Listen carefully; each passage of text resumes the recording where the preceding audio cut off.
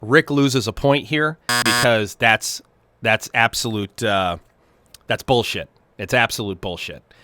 This video was sponsored by Canary. Go to canarylabs.com or use the link in the description to learn more. All right. Commenting on an Industry 4.0 Discord server discussion, take 0. All right, so Rick Bellotta, if you guys don't know who he is, he's recently joined the Industry 4.0 Discord server. He sent out a couple of DMs to me saying, "Hey man, I started this conversation in, I think it was the IIoT channel." Real cordial. Hey, not to rock the boat or anything. I'd be really interested in taking your take on your take. I have not been very active on the Discord server, say for the last 10 days. So there's been like a really long conversation going on in there. I made a conscious decision to sort of let the conversation percolate and see the community react to Rick before I comment. And I was going to go actually and write this in the Discord server, but it's a fairly long conversation. I thought it would make really good video content, and it'll just make it easier for me if I just scroll through it and comment for the community. And I think it might be it would be better, I think, in video format if people want to share it with other people, people within your organization or whatever. So with that, let me get started here. So, all right, so this is in the Industry 4.0 Discord server, which you can go to IIoT.university. I think it's /Discord to join. If you guys don't know who Rick Bellotta is, you should follow him on LinkedIn. He's a serial entrepreneur, type A+ personality, bull in a china closet type personality, real similar to me. He likes to rock the boat. He's sort of kind of a combination of he's a really brilliant troll sometimes, right? So he likes contrarian thought, and he likes to challenge prevailing thought and that kind of stuff. And we need those types of personalities, right, to avoid groupthink. So he's also started, he's a C-level guy,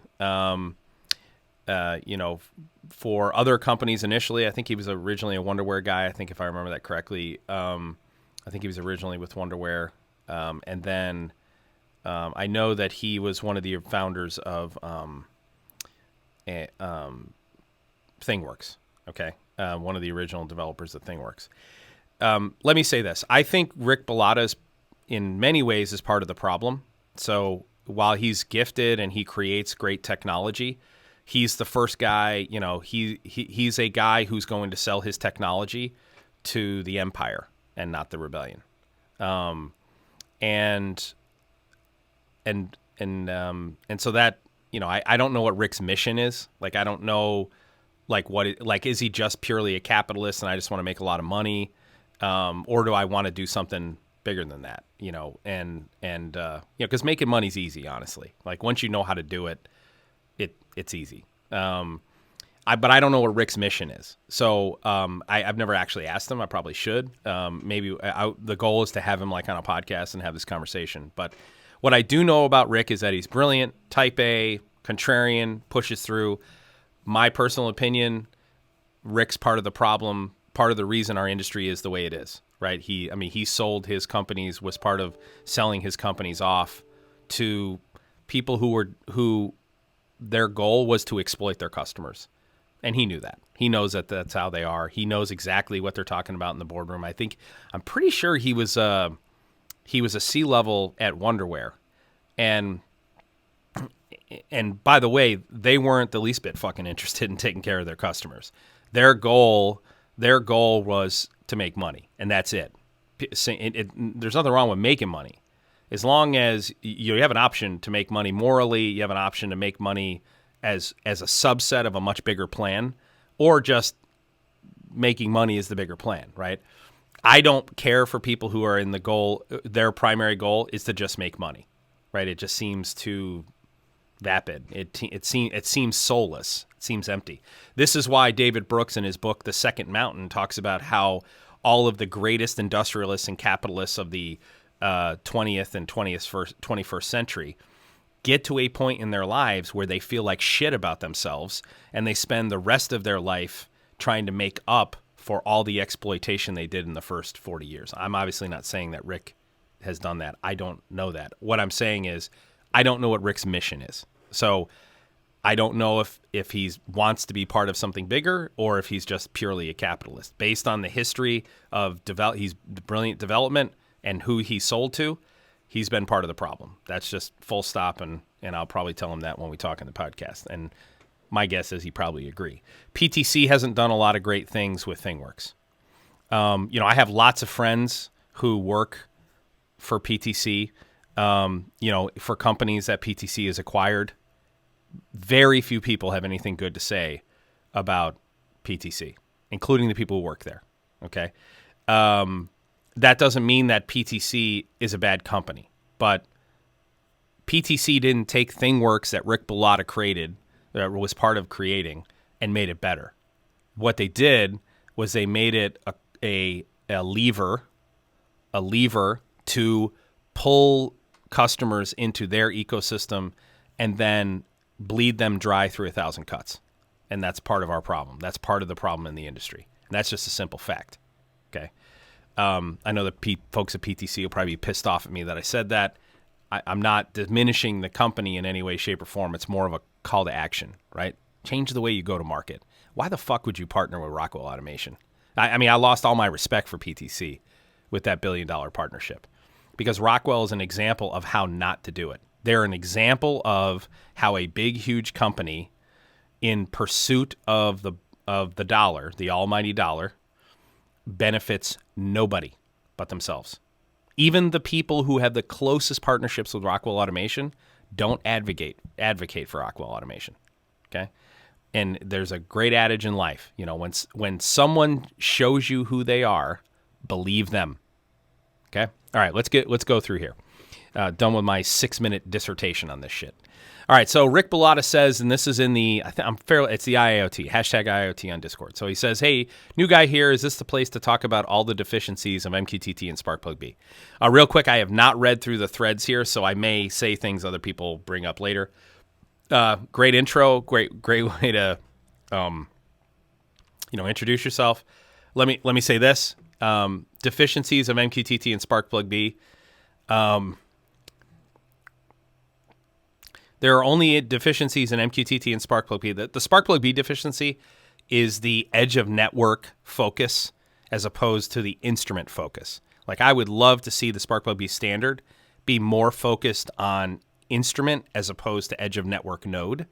And I think that's the direction that the SparkPlug-B working group will go.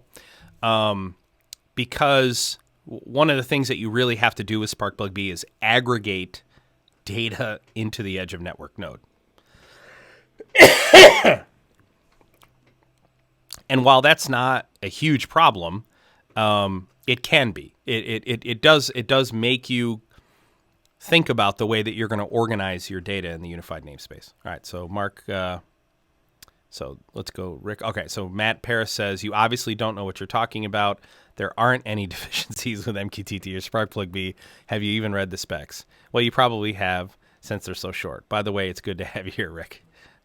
Great repost, Matt. That's honestly the first time I read that, and well played, sir. Rick says, haha, great to be here. I hope to share and learn a lot of things. Let the games begin. So Matt says, I'll get the party started. An end user is hearing a lot of chatter regarding machine learning predictive maintenance. Company A has suggested to connect the end user's existing devices to their cloud service. Yep, that's move one. Company B, with different capabilities, suggests the same. Frustrated by the thought of vendor lock-in, he calls the A team at his local integrator asking for an on-prem data infrastructure that only requires one integration for the existing devices by connecting them to this infrastructure and enables quick integration of future services as well.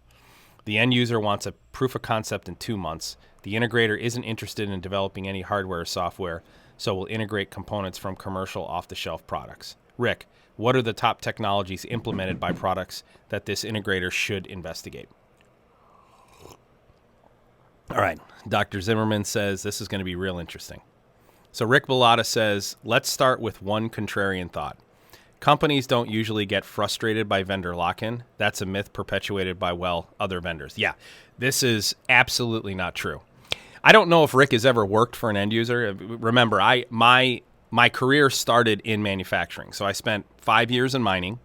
Then I spent 2 2 years in the printing industry. Then I spent 3 or 4 years in steel, and then I spent 2 or 3 years in the tier 1 automotive industry.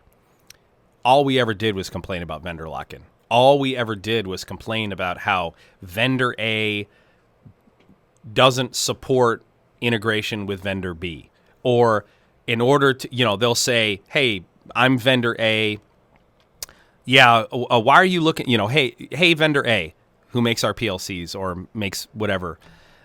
We've looked at this SCADA platform. We really like this platform. We want to use it. How do we connect your stuff? Well, the first thing that they'll say is, why do you want to use that SCADA platform? We have one right over here, and this is how easy it is to integrate it. Well, except you're missing like these 13 features, and they have those 13 features. Oh, and your development philosophy is X, Y, and Z, and theirs is A, B, and C, and we want A, B, and C. Like we're moving, our strategy is moving, our digital strategy is moving in a different direction, and that's why we want this other platform. And vendor A will go, oh, well, we can make those 13 features for you, but we're going to need to put together a partnership where you're going to help fund it. It's going to cost $50 million. We need $25 million from you, and we'll do the other $25 million. That's vendor lock-in. End users complain about it all the time. Rick loses a point here because that's absolute, that's bullshit. It's absolute bullshit. Quick break for a word from our sponsor, Canary. Canary is the data historian and reporting tools to make process data easy. It's a single historian solution that works as well for your enterprise as it does at the site. Collect data, improve your analytics, and make better decisions. Go to canarylabs.com to learn more. Now let's get back to the shootout. That's bullshit. It's absolute bullshit. It's not vendors perpetuating that. It is the end users perpetuating it. It's the end users complaining, and it's because of the practical limitations of unified stacks, right? So, if you look at the Rockwell Automation's focus was, what did they call it? Can't remember it. They had a buzzword for it. But anyway, it was the idea that it was a unified stack in the Rockwell ecosystem, just the Rockwell ecosystem, right? That's vendor lock-in, right? You're stuck with what it is Rockwell built. And Rockwell's really not good at building everything in all layers of the stack, right? So Rick loses a point here because the myth is not perpetuated by vendors. It originates with the end user, and the vendors are the ones who grasp onto it to say, hey, they used it to say, we're not like everyone else. Here's a good example. Inductive automation, okay? Steve Heckman, who created inductive automation because he was sick and tired of Wonderware. He was sick and tired of Rockwell. He was sick and tired of Siemens when he was an integrator, locking them into their single vendor ecosystems. That's literally the reason he created the company. He didn't create the company to sell anything to anyone else. He created the company to build his own platform so he didn't have to deal with their bullshit anymore. And him solving it correctly by hiring these engineers from UC Davis to build it, right? And if you look at Travis Cox and Vanessa Garcia and Colby Clegg and Carl Gold, all those original people from the way back in the early 2000s when Wonderware was supposed to be taking over the world. What has Wonderware done since 2000 when the version 10 release came out in, fucking 2007 or whatever it does? They've done this. The number one conversion in the world for the last 12 fucking years. The number one conversion of the world for the last 12 years has been from Wonderware to Ignition. Nobody goes from Ignition to Wonderware. They go from Wonderware to Ignition, all right? So the vendor lock-in is what created inductive automation, right? And it was a reaction. If you act like the 800-pound gorilla and you do this shit all the time, telling people, well, fuck you, do it our way. Hey, I'm Rockwell Automation. I own this whole region. You're going to deal with that vendor. You're going to buy that product. You're not going to put that on your website. You know what happens? Other smart people, they don't say fuck you to your face. Other smart people get into a room and they say, how do we work around these guys? What do we got to create? If we're going to create a product that's perfect to go against these guys, what will we do? That's what happened in Northern California, in Folsom, California, and that's why inductive automation today is the fastest growing industrial platform in the world and has been the fastest growing industrial platform in the world since 2008, continuously. Okay? Vendor lock-in created that. It's not a myth. All right. Rick Bellotta says,